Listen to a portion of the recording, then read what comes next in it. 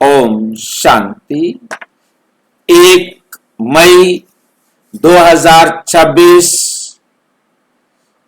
आज की साकार मुरली रंगीन बड़े बड़े अक्षरों में पढ़ें, सुने और गहराई से मंथन करें। हम प्रतिदिन प्रातः 4 बजे, 6 बजे, शाम को 4 बजे, 8 बजे 4 बार मुरली मंथन करते हैं।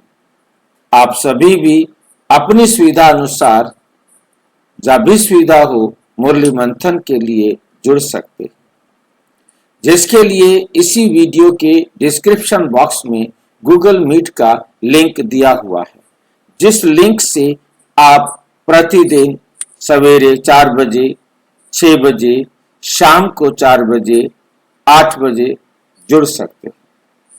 यदि आपको जुड़ने में कठिनाई हो रही है तो इसी वीडियो जो आप देख रहे हैं सामने, उसी वीडियो में नीचे चलती हुई लाइन में व्हाट्सएप नंबर दिखाई दे रहा है, उस पर मैसेज करके आप लिंक मंगा सकते हैं, प्रश्न पूछ सकते हैं, अपना सुझाव दे सकते हैं।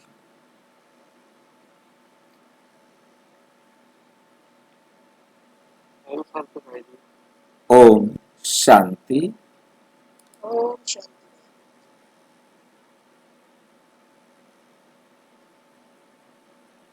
इसके साथ हम प्रतिदिन रोजाना एक क्वेश्चनियर भेजते हैं गूगल फॉर्म का, जिसको आप भरकर सारे दिन की मुरली को रिवाइज कर सकते हैं। मुरली रिवाइज करने पर साथ के साथ उसका परिणाम भी मिल जाता है कि हमें कितने प्रश्न याद हैं या कितने प्रश्नों का हम जवाब दे सके। इस प्रकार से आप उसका लाभ उठा सकते।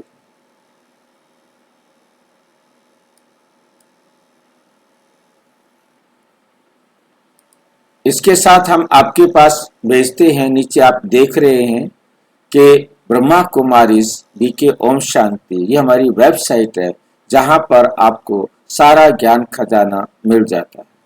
आपको वहाँ 7 डेज कोर्स, अव्यक्त मुरली, HTML, वीडियो, ऑडियो और जो भी प्रश्न उत्तर पूछे जा सकते हैं, उन सब की जानकारी, सब प्रश्न उत्तर मिल जाते हैं। वहाँ से आप जहाँ जिस प्रकार से सेवा करना चाहें, किसको 7 डेज कोर्स कराना है तो 7 डेज कोर्स के वीडियोस भेजें, और जिनको आपने जो मैसेज देना है, जो उनके प्रश्न हैं, उनके अनुसार वहाँ से वीडियोस उनके पास भेज सकते हैं, ताकि घर बैठे उन सब आत्माओं की सेवा हो सके और आप ये सेवा करके अपना भाग्य श्रेष्ठ बना सकते हैं, निमित्त बन सकते हैं। अच्छा, ओम शांति। आज की साकार मुरली का सार।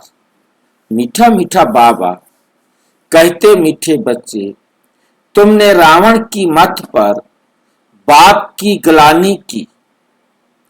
रावण की मत पर बाप की गलानी की। हमने रावण की मत पर बाप की क्या गलानी की?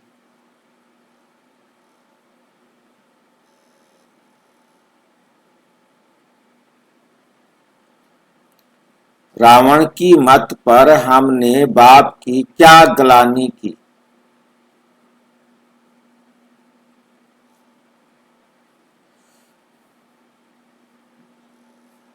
परमात्मा को भूल करके तो हम परम धाम से आए थे, परंतु परमात्मा के द्वारा जो हमारे संस्कार बने हुए थे, उन संस्कारों के आधार पर हम सतयुग त्रेता में चले। धीरे धीरे हमारे वो संस्कार खत्म होते गए, संस्कार कमजोर होते गए, और जिसके कारण रावण आता गया। रावण के आने का पहला कारण था, हमने अपने आप को देह समझ लिया। देह समझने के कारण हमारी जो परमात्म विस्मृति थी वो बढ़ती चली गई। गुणों का अभाव होता गया, अवगुण हमारे जीवन में बढ़ते गए। अब हमने परमात्मा को, किसी भी देहधारी को परमात्मा समझ लिया, देहधारी को ही परमात्मा समझ लिया। जैसे हम देहधारी थे, हमने परमात्मा भी देहधारी को मान लिया और परमात्मा को सर्वव्यापी कह दिया। परमात्मा से खुद को तो बेमुख किया ही किया, दूर किया ही किया, और जो भी हमारे संबंध संपर्क में आए उनको भी हमने परम आत्मा से दूर कर दिया, उनको भी हमने परम आत्मा से दूर कर दिया।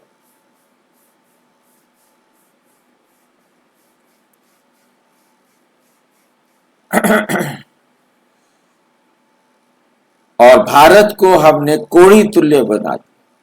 जो डायमंड था भारत, हीरे जैसा हमारा जीवन था, स्वर्णिम दुनिया थी, उस स्वर्णिम दुनिया को हमने क्या बना दिया? कोड़ी तुल्य बना दिया। अर्थात उसकी कोई वैल्यू नहीं रही, क्योंकि जो चरित्रवान थे वही चरित्रहीन हो गए, जो श्रेष्ठाचारी थे वही हम भ्रष्टाचारी बन गए। अब परमात्मा कहते उससे पहचान कर याद करो तो फिर से धनवान बन जाएंगे, कोड़ी से हीरे तुल्य बन जाएंगे, भ्रष्टाचारी से श्रेष्ठाचारी बन जाएंगे, पतित से पावन बन जाएंगे।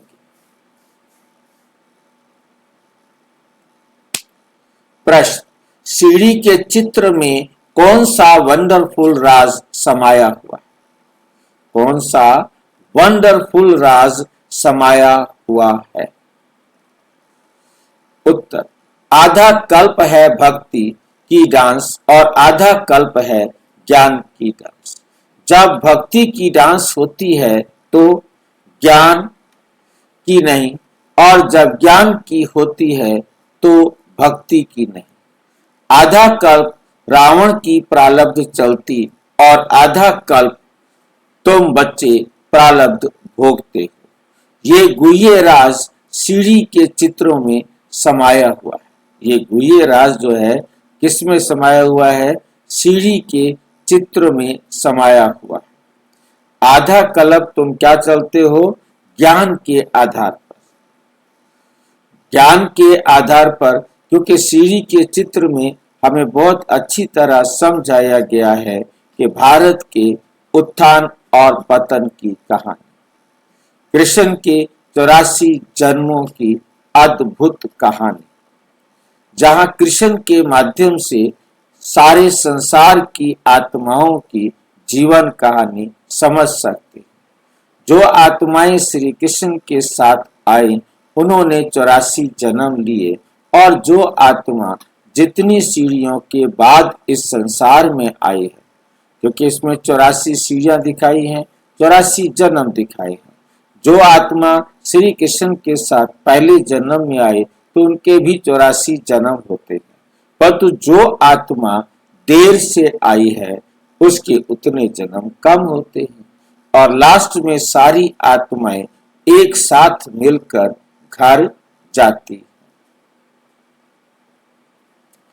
आधा कल्प रावण की प्रारब्ध चलती और आधा कल्प तुम बच्चे प्रारब्ध भोगते हो। ये गुह्य राज सीढ़ी के चित्र में समाया हुआ है। यह गुह्य राज सीढ़ी के चित्र में समाया हुआ है। आधा कल्प तुम बच्चे भोगते हो। ये गुह्य राज। गीत। ओम नमो शिवाय। ओम शांति। बाप बैठ समझाते हैं भक्ति मार्ग में बहुत ही भक्ति। भक्ति मार्ग में क्या है? बहुत ही भक्ति की डांस की, ज्ञान की डांस नहीं की। किसकी डांस की? भक्ति की डांस की, ज्ञान की डांस नहीं की। भक्ति की डांस जब होती है तो ज्ञान की नहीं, और जब ज्ञान की डांस होती है तो भक्ति की नहीं। क्योंकि भक्ति की डांस उतरती कला में ले जाती है और सतयुग त्रेता में भक्ति होती नहीं। भक्ति की डांस उतरती कला में ले जाती है, तो सतयुग त्रेता में क्या होता है? क्या ज्ञान की डांस होती है?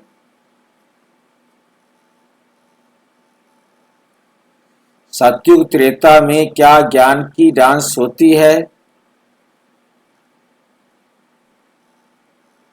नहीं होती। नहीं, सिर्फ ज्ञान की डांस होती है तो संगम पर। ज्ञान की डांस कराते हैं तो शिव बाबा कराते, और कोई करा भी नहीं सकता। ज्ञान की डांस शिव बाबा करना सिखाते हैं। उसके बाद सभी आत्माएं ज्ञान की डांस में शामिल होती। कोई भी आत्मा ऐसी नहीं होती जो ज्ञान डांस ना करे, जो ज्ञान डांस ना करे, ऐसी कोई आत्मा नहीं होती। हर आत्मा को ज्ञान डांस करना ही है। तो परमात्मा आकर ये ज्ञान डांस करना सिखाते हैं। फिर उस डांस के आधार पर सतयुग और त्रेता में चलते हैं, परंतु धीरे धीरे ज्ञान डांस भूलते जाते। ज्ञान डांस चलती है द्वापर और सतयुग और त्रेता में, परंतु कोई कराने वाला नहीं। उसमें जो कमी आ रही है उसको कोई सुधारने वाला नहीं। ज्ञान डांस की पीक जो है वो सतयुग के आदि में वेरी फर्स्ट डे पीक होता है, और उसके बाद धीरे धीरे ज्ञान डांस जीवन से क्या कहेंगे जाने लगता है, कम होता जाता है, शक्तिहीन होता जाता है।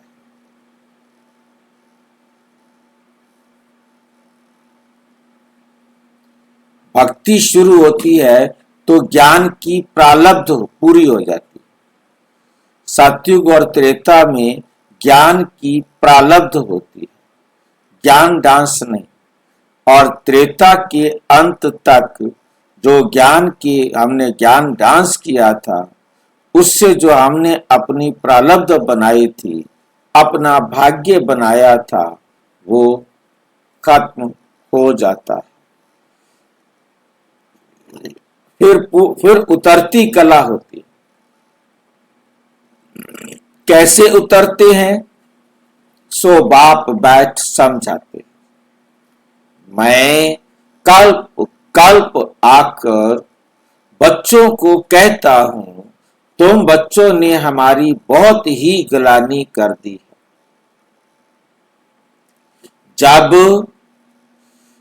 जब भारत में इस आदि सनातन देवी देवता धर्म की बहुत गलानी होती है, तब मैं आता हूं, तब मैं आता हूं। ग्लानि किसको कहा जाता है वे भी समझाते हैं। बाप कहते हैं, मैं विकारी नरकवासी भारत को आकर कल्प कल्प स्वर्गवासी बनाता हूं। तो मेरी ग्लानि आसुरी मत पर करने के कारण कितने कंगाल बन गए हो।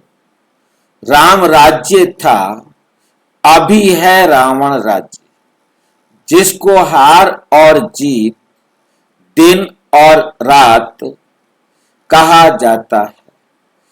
अब विचार करो, मैं कब आऊं, मैं कब आऊं।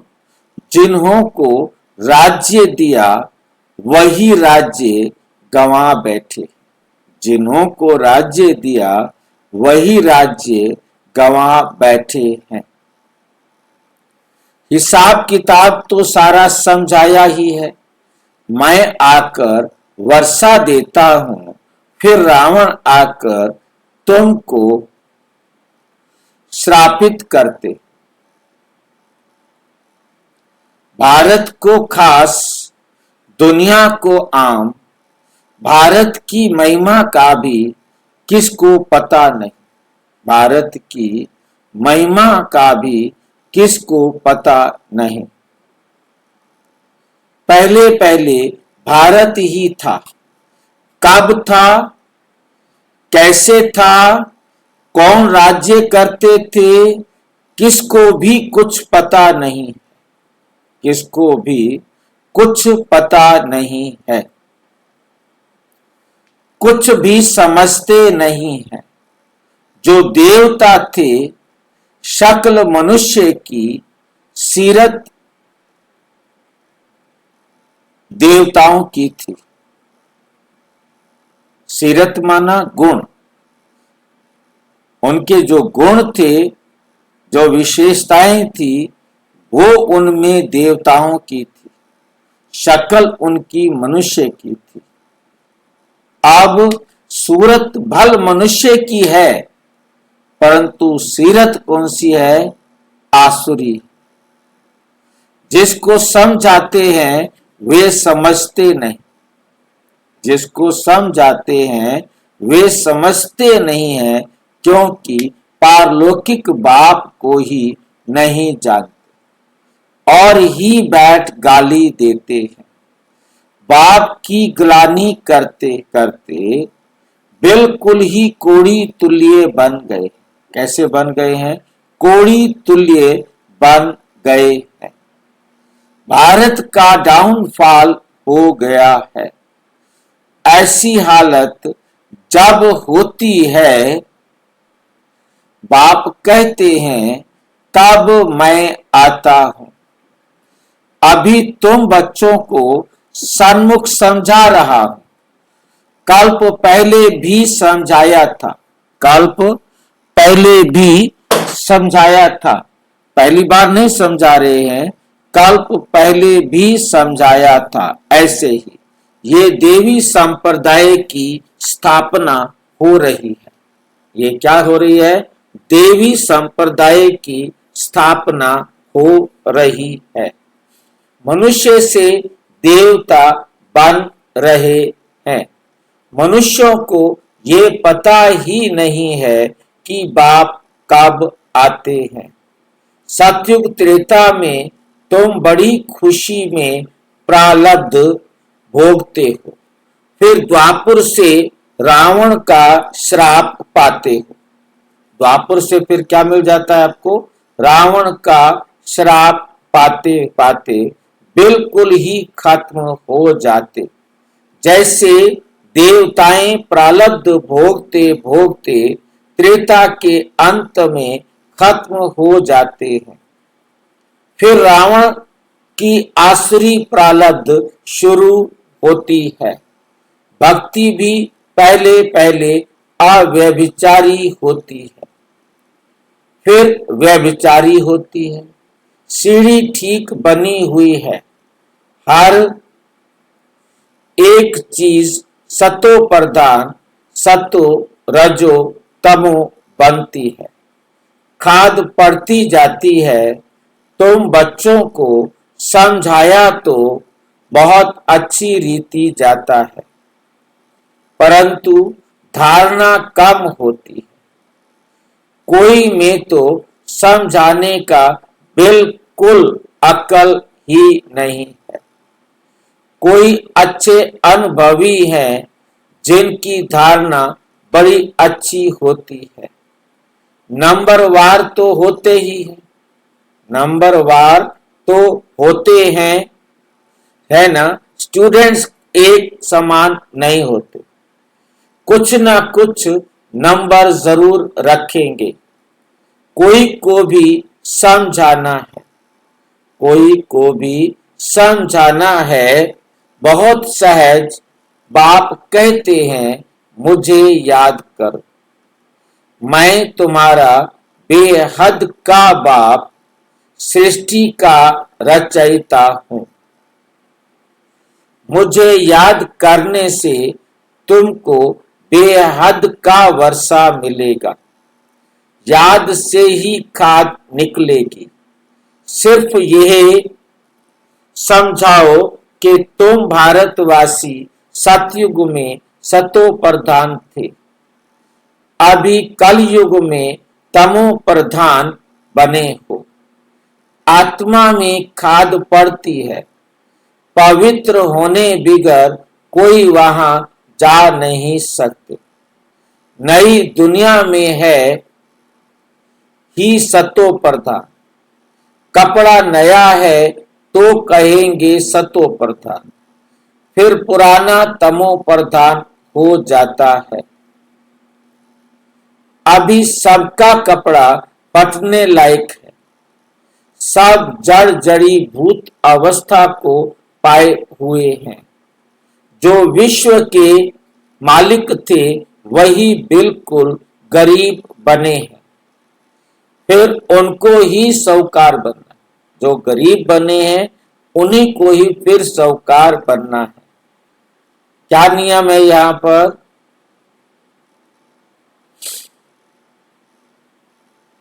नियम क्या है? साहूकार क्यों बन गए गरीब?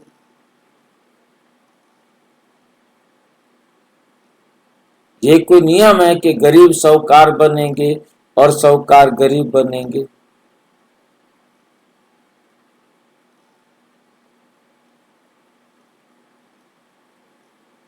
क्या नियम है? प्रिंस बनने के लिए पहले बेगार बनना पड़ेगा। थोड़ा जोर से बोलो। प्रिंस बनने के लिए पहले बेगार बनना पड़ेगा।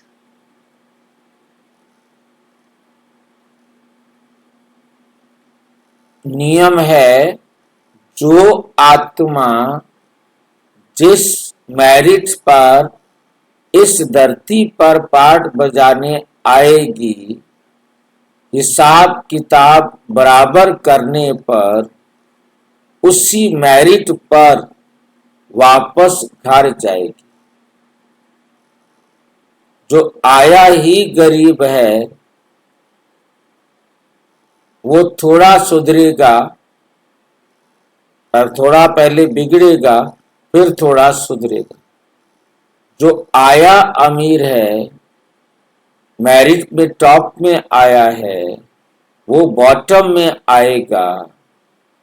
जब एकदम तमो प्रधान हो जाएगा तो फिर वो सतो प्रधान बनकर ही जाएगा, क्योंकि जिस मेरिट से आया है उसी मेरिट पर उसको जाना। और अंत में तो सारी आत्माएं एक साथ घर जाती।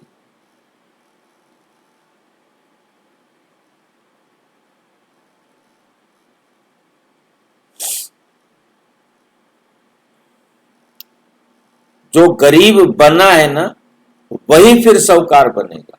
गरीब कौन बना? जो साहूकार था। उनको ही आप परमात्म डायरेक्शन पर साहूकार बनना है। इन बातों को मनुष्य नहीं जानते। भारत स्वर्ग था, इन लक्ष्मी नारायण का राज्य था। सब धर्म वाले तो बाद में, बाकी सब धर्म वाले तो बाद में आए हैं। बाप तुमको रियल बात बैठ समझाते, बाप तुमको रियल बात बैठ समझाते हैं। गीता को देखो कितना मान है। पढ़ते। भाई जी, हाँ जी, जो लुट लिया है कोई तो रिपोर्ट करेगा और उसी की रिकवरी होगी। थोड़ा आवाज को तेज करो। जो लुट गया है हाँ, उसी की रिकवरी होगी। उसी की रिकवरी होगी। जो लुटा ही नहीं उसको काहे की रिकवरी? हाँ, ये फार्मूला है। रिकवरी तो सबको होगी, परंतु जितना लुटा है उतनी रिकवरी होगी। लुटे तो सभी, 1 नंबर वाला भी लूटा, 10 नंबर वाला भी लूटा, 50 नंबर वाला भी लूटा और 100 नंबर वाला भी लूटा। परंतु जितना वो लूटा उसको रिटर्न मिलना है और वापस वही बन जाना है उसको, ताकि अगले कल्प में उसी मैरिट में वो आ सके। जिसका जितना लुटा है उतना उसको वापस मिल जाएगा, तभी तो अकाउंट बराबर होगा, तभी तो न्याय होगा। अब जो लोग समझ रहे कि हम तो लुटे ही नहीं है, उनको नहीं है भी उसी ग्वालते में है। बाप तुमको रियल बात बैठ समझाते। गीता का देखो कितना मान है, पढ़ते पढ़ते बिल्कुल ही नीचे गिर गए, तब पुकारते हैं हे पतित पावन आओ। हम भ्रष्टाचारी बन गए हैं, सदगति तो भगवान ही दे सकते हैं, बाकी शास्त्रों में तो सब है भक्ति मार्ग। तुम्हारी बुद्धि में बैठा हुआ है हम बाबा के ज्ञान से देवता बनते हैं, अब सारी दुनिया से वैराग्य है, सन्यासी भी भक्ति करते हैं, गंगा स्नान आदि करते हैं ना, भक्ति भी सतो प्रधान फिर रजो तमो होती है, ये भी ऐसे ही है। आधा कल्प ब्रह्मा का दिन और आधा कल्प रात गाई जाती है। ब्रह्मा के साथ जरूर ब्राह्मणों का भी होगा। तुम अभी दिन में जाते हो, भक्ति की रात पूरी होती है। भक्ति में तो बहुत दुख है, उनको रात कहा जाता है, अंधेरे में धक्के खाते रहते हैं। भगवान से मिलने के लिए भक्ति मार्ग में सदगति देने वाला कोई होता नहीं। तुम्हारे सिवाय कोई भी यथार्थ रीति भगवान को नहीं जानते। आत्मा भी बिंदी, परमात्मा भी बिंदी है, ये बात कोई भी समझ ना सके। परमात्मा ही स्वयं आकर ब्रह्मा तन से समझाते हैं। उन्होंने फिर भागीरथ बैल के रूप में दिखाया है। अब बैल की तो बात ही नहीं। बाप सब बातें अच्छी रीति समझाते हैं।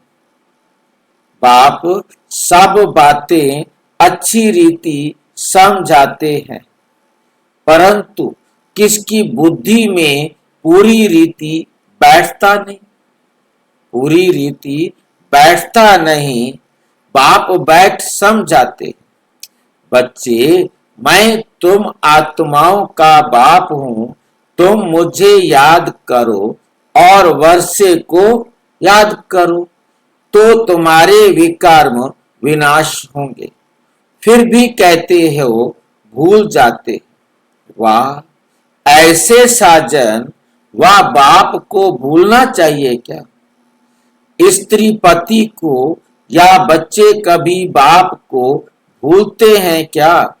यहाँ तुम क्यों भूलते हो? कहते भी हो बाबा आप हमको स्वर्ग का मालिक बना रहे हैं, फिर भी भूल जाता हूं। बाप कहते हैं याद नहीं करेंगे तो अंदर जो कट चढ़ी है वो कैसे निकलेगी। मुख्य बात है ही याद की, अपना कोई दूसरे धर्म से ताल्लुक नहीं है। स्कूल में तो हिस्ट्री ज्योग्राफी समझाते हो, कोई तो बिल्कुल समझते नहीं। बाप पढ़ाते हैं, ये बुद्धि में बैठता नहीं है। अच्छा, बाप और वर्षा तो याद करो कि ये भी भूल जाते हो, जिसके लिए आधा कल्प से भक्ति करते आए। उस बाबा को याद नहीं करते। तुम बच्चों की बुद्धि में है अब हम ये शरीर छोड़ राजाई में जाएंगे। ये अंतिम जन्म है, सूक्ष्म वतन में उनके फीचर्स तो वही देखते हो। वैकुंठ में भी देखते हो। जानते हो ये मम्मा बाबा ही लक्ष्मी नारायण बनते हैं। तुम जब सतयुग में रहते हो तो समझते हो कि ये एक शरीर छोड़ दूसरा लेना है। वहां उनको ये पता नहीं रहता कि सतयुग के बाद त्रेता आएगा, द्वापर आएगा, हम उतरते जाएंगे, ज्ञान की बात नहीं रहती। पुनर्जन्म लेते रहते हैं, वहां आत्म अभिमानी रहते हैं, फिर आत्म अभिमानी से देह अभिमानी बन जाते हैं। धीरे धीरे आत्म अभिमानी से देह अभिमानी बन जाते हैं। ये नॉलेज सिर्फ तुम ब्राह्मणों को है और कोई के पास नहीं है। ये ज्ञान ज्ञानेश्वर जो ज्ञान का सागर बाप है वही सुनाते हैं। जरूर ब्रह्मा के बच्चे ब्राह्मणों को ही सुनाएंगे। ब्रह्मा के बच्चे हैं ब्राह्मण संप्रदाय। रात दिन का फर्क है। तुम पुरुषार्थ कर संपूर्ण गुणवान बनते हो। संपूर्ण निर्विकारी गृहस्थ व्यवहार में रहते भी तुम बाप को याद करो।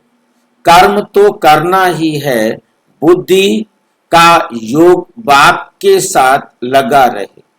कर्म भल कोई भी करो, बड़ाई का काम करो व राजाई का करो। चाहे बड़ाई का काम करो, बड़ाई माना बड़ाई का काम क्या होता है?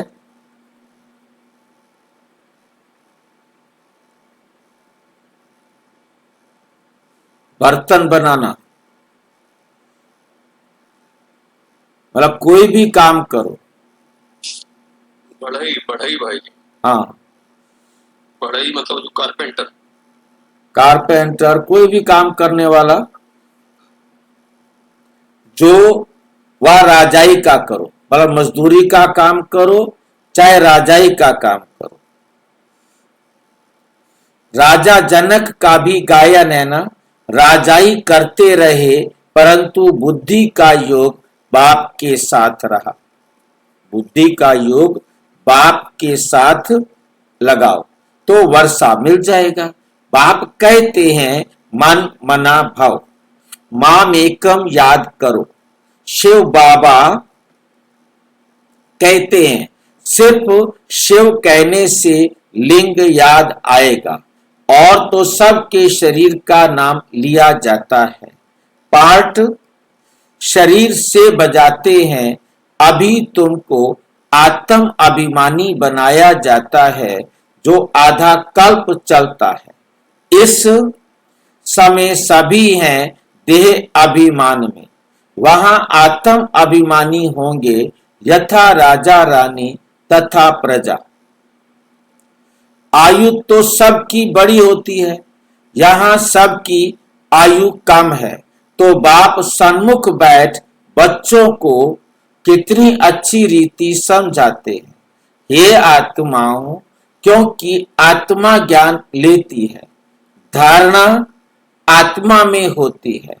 बाबा को शरीर तो है नहीं, आत्मा में सारा ज्ञान है। आत्मा भी स्टार है, बाबा भी स्टार है। वे पुनर्जन्म नहीं लेते। भाई जी, हाँ जी, यथा राजा रानी तथा प्रजा, यथा प्रजा। लक्ष्मी नारायण का राज्य होता है, उसके पहले लाइन है। लक्ष्मी नारायण का राज्य होता है, उसके पहले लाइन आई थी, उसके बाद आए यथा राजा रानी तथा प्रजा। 2 लाइनें आई है आज मुद्दे में। हाँ जी, तो लक्ष्मी नारायण का राज्य होता है। लक्ष्मी नारायण तो सभी होते हैं, वहां ग्रुप का नाम लक्ष्मी नारायण है। सभी लक्ष्मी नारायण है तो सभी का राज्य है ना, वहां कोई प्रजा सभी राजा है, सभी राजा। यथा राजा रानी तथा प्रजा, बिल्कुल। जो राजा है वही प्रजा भी वही, मतलब प्रजा, राजा भी सुखी है तो प्रजा भी सुखी है, मतलब सभी एक ही अवस्था के है ना, कोई भेद नहीं है। कोई अलग क्लास नहीं है। बिल्कुल। भी आप आत्माएं पुनर्जन्म लेती हैं, इसलिए बाबा ने काम दिया था कि परमात्मा की महिमा और बच्चे की महिमा लिख कर आओ, कि परमात्मा की महिमा क्या है और बच्चों की महिमा क्या है। दोनों की अलग अलग है। श्री कृष्ण की अलग महिमा है, वे साकार और वे निराकार। इतना गुणवान किसने बनाया? जरूर कहेंगे परमात्मा ने बनाया। इस समय तुम ईश्वरीय संप्रदाय हो, तुमको बाप सिखला रहे हैं, पीछे फिर प्रारब्ध भोगते, पीछे फिर प्रारब्ध भोगते हैं। सतयुग में तो कोई नहीं सिखलाएंगे। भक्ति मार्ग की सामग्री ही खत्म हो जाती है। इस दुनिया से वैराग्य भी चाहिए, अर्थात देह सहित देह के सब संबंध छोड़ अपने को अशरीरी आत्मा समझना है।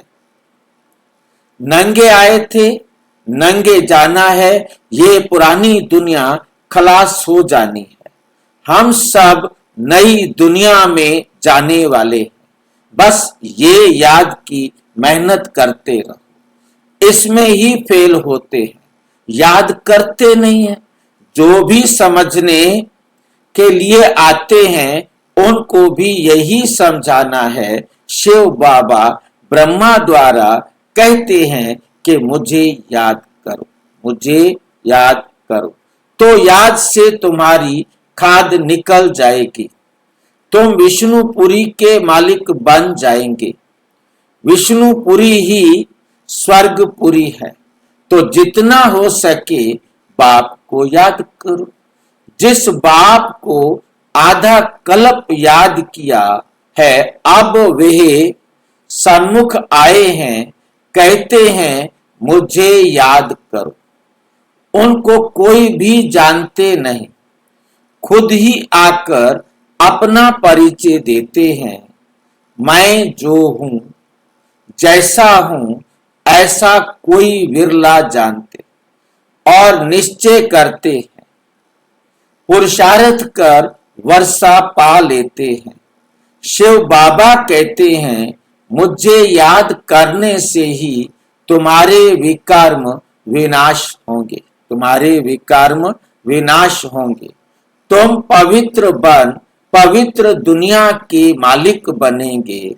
विकर्म कोई भी नहीं करना है, विकर्म कोई भी नहीं करना है।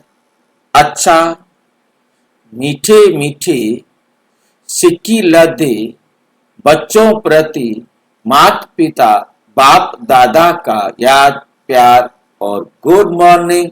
रूहानी बाप की रूहानी बच्चों को नमस्ते। हम रूहानी बच्चों की रूहानी बाप दादा को नमस्ते, नमस्ते, नमस्ते। धारणा के लिए मुख्य सार। नंबर 1, पुरुषार्थ कर संपूर्ण गुणवान बनना है। कर्म कोई भी हो, लेकिन बाप की याद में रहकर करना है।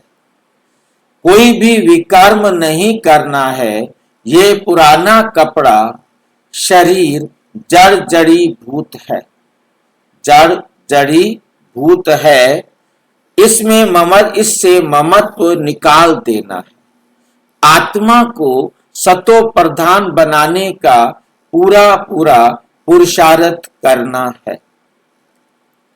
वरदान। सदा अतीन्द्रिय सुख की अनुभूति करने वाले अटल अखंड स्वराज्य अधिकारी भाव। जो बच्चे संगम युग पर अति इंद्रिय सुख का वर्षा सदा काल के लिए प्राप्त कर लेते हैं, अर्थात जिनका बाप के विल पर पूरा अधिकार होता है, वे विल पावर वाले होते।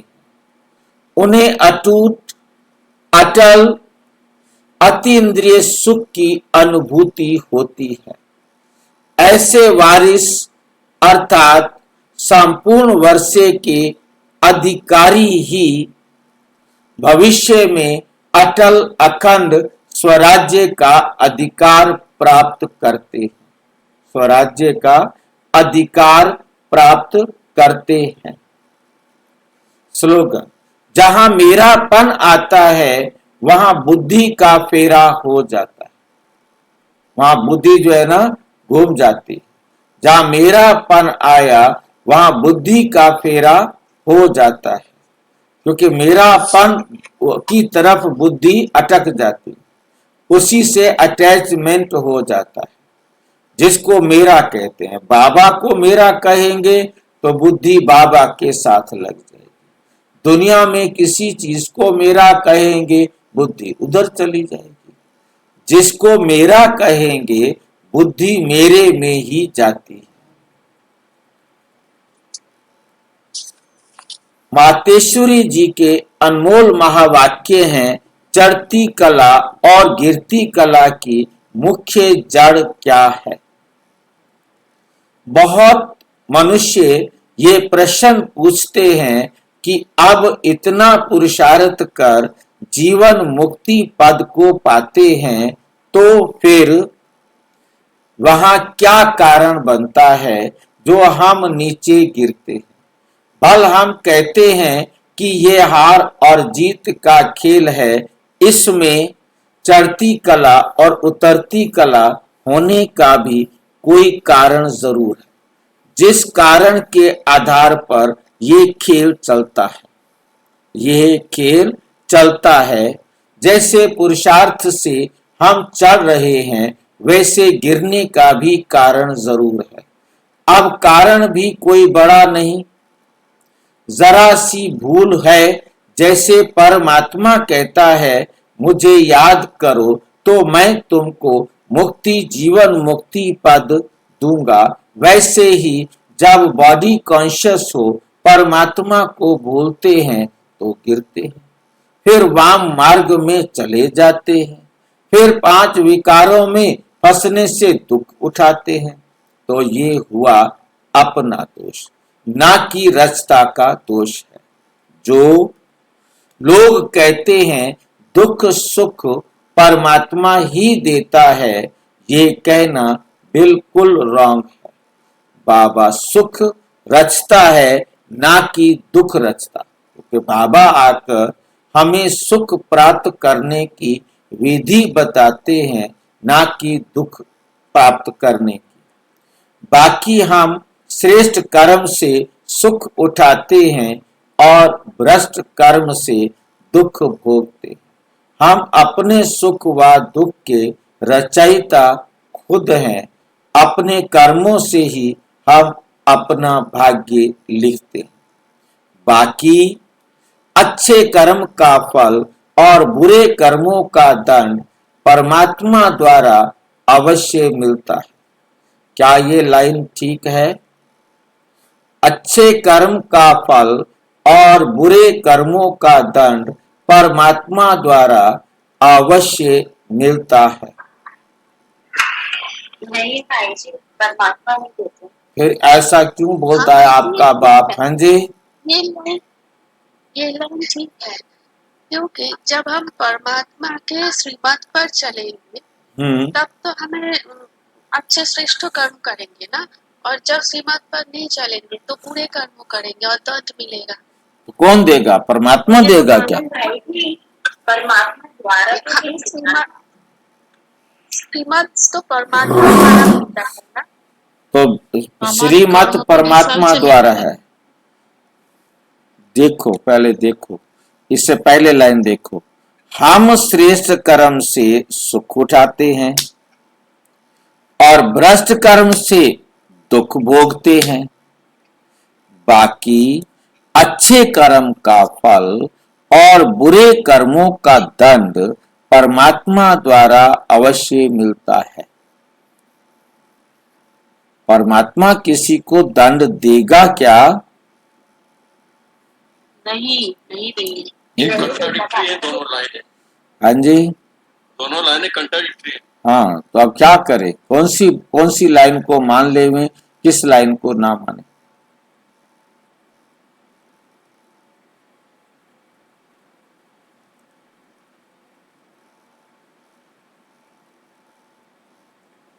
छोड़ दें भाई जी।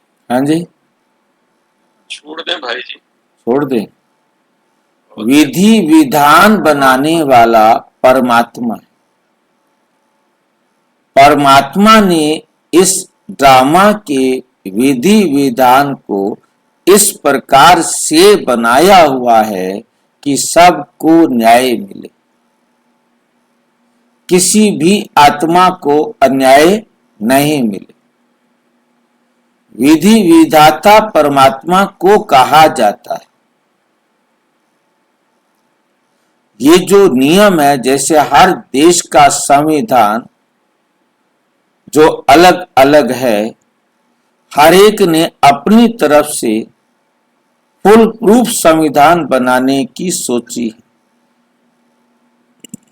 ताकि न्याय व्यवस्था सबको मिले। परंतु अल्पज्ञ होने के कारण उनकी न्याय व्यवस्था में कहीं ना कहीं कमी रह गई, जिसके कारण वहां सबको न्याय नहीं मिलता। परमात्मा कभी किसी को, समझ की कमी हो गई ना भाई। हाँ जी, समझ की कमी हो गई। परमात्मा कभी किसी को दंडित नहीं करते, परमात्मा कभी किसी को सुख नहीं देते। क्या कहें, मेन सारी कहानी किस पर चलती है कि हर एक आत्मा अपने कर्म का फल लेता है। बाबा निमित्त है, नाम उसका है। जैसे मारुति कंपनी मारुति के नाम से चलती है, वो उसके मालिक को ही समझा जाता है। काम तो चाहे कोई भी करे, कमाते सारे हैं, काम सारे करते हैं, सारे कमाते हैं। क्योंकि जितनी कमाई आती है, मान लो अरबों रुपए की कमाई आती होगी, तो इतने सारे वर्कर हैं, सबकी तनख्वाह में जाता है, उसको भी मिलता है, परंतु उसको तो अपने हिसाब से सारा तो उसका नहीं मिलता ना। लोहा लोहे वाला है, मजदूर मजदूर वाला पैसे लेगा, मिस्त्री मिस्त्री वाले, पेंटर पेंटर वाला, हर एक जितने भी काम करने वाले हैं, सुपरवाइजर हैं, इंजीनियर हैं, सभी तनख्वाह लेंगे, सब काम कर रहे हैं, सबकी मिल करके कमाई हो रही है, उस कमाई में सबका हिस्सा है। हर एक अपनी मेहनत का तनख्वाह हर महीने ले लेता है। इसी प्रकार से नाम मारुति का हो जाता है। और इसी प्रकार से परमात्मा ने, क्योंकि ये विधि विधान बनाया है, इसलिए उनका नाम आता है। इसका अर्थ ये है कि दंड जो है वो लॉ के हिसाब से मिलता है। हाँ, दंड या जो भी आपको मिल रहा है लॉ के अनुसार, हर आत्मा आपको एज पर लॉ, और उस लॉ को बनाने वाला परमात्मा, उसका नाम छाप दिया है। हाँ, इसलिए उसका नाम छापना पड़ा।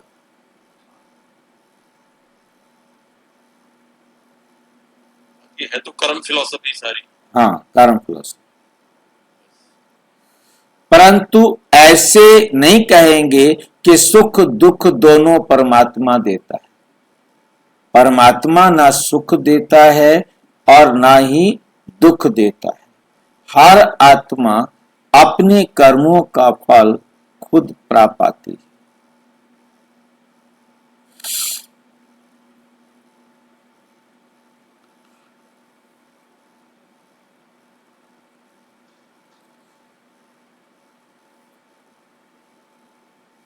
परमात्मा तो चढ़ती कला में हमारे साथ है, बाकी गिराने वाली माया है। कॉमन रीति में भी कोई साथ या मदद लेते हैं सुख के लिए, बाकी दुख उठाने वाले के लिए कोई किसका साथ नहीं लेते। बाकी तो जैसा जैसा कर्म वैसा वैसा फल की रिजल्ट। तो इस रिजल्ट के, इस ड्रामा के अंदर सुख दुख का खेल अपने कर्मों के ऊपर बना हुआ है।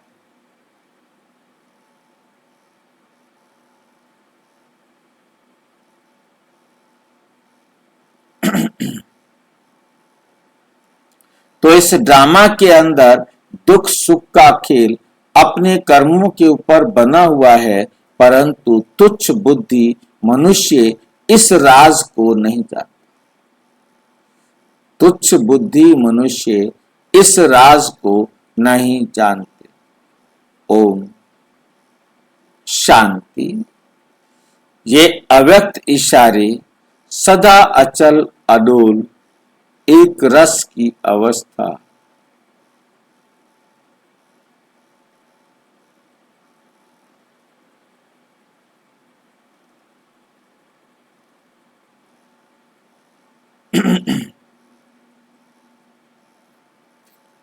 सदा अचल अडोल एक रस स्थिति का अनुभव करो।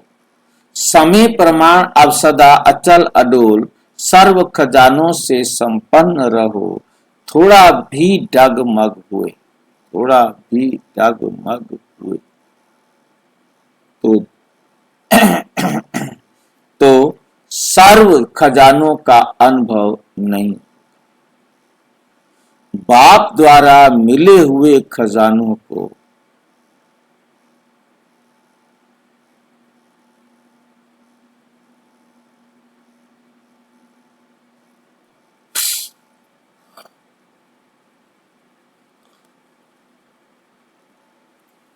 थोड़ा भी डगमग हुए तो सर्व खजानों का अनुभव नहीं होगा। बाप द्वारा मिले हुए खजानों को सदा कायम रखने का साधन है सदा अचल अडोल रहना। अचल रहने से सदा ही खुशी की अनुभूति होती रहेगी।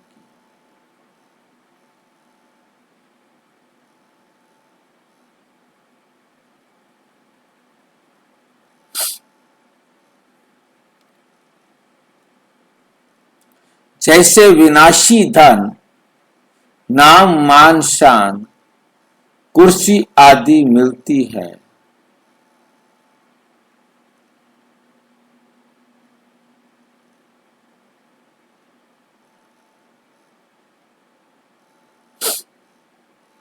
ये तो अविनाशी खुशी है, लेकिन ये खुशी उससे रहेगी जो अचल अडोल एक रस स्थिति में रहेंगे।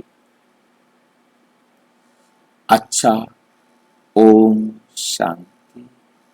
और विस्तार से जानहा जी। तो देखा था हाइबरनेशन? हाँ जी, हाइबरनेशन देखा था? नहीं, टाइम ही नहीं मिला। डीप स्लीप है, deep sleep, hibernation deep sleep. Deep sleep तो है ही, हम करते हैं, और उसी को लिया हुआ है हमने अभी तक।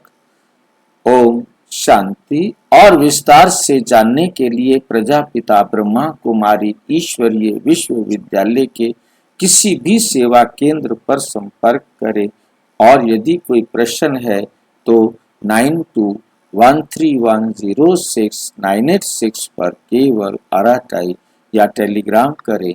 9650692270 पर केवल व्हाट्सएप करें, फोन नहीं। ओम शांति।